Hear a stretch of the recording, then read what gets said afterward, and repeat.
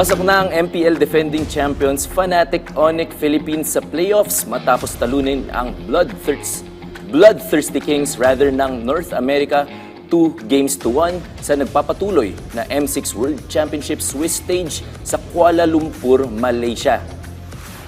Dahil dito na natiling undefeated pa rin ang Onyx, nasungkit naman ni Kelra ang kanyang ikalawang MVP sa nasabing series. Samantala, may pag-asa pa rin makalusot sa susunod na round ang Aurora matapos nilang talunin ang Turkish team 2-0 sweep sa kanilang do-or-die match nitong nagdaang weekend. Makakalaban na sunod ng Aurora ang Team Liquid Indonesia sa Wednesday kung saan mananalo.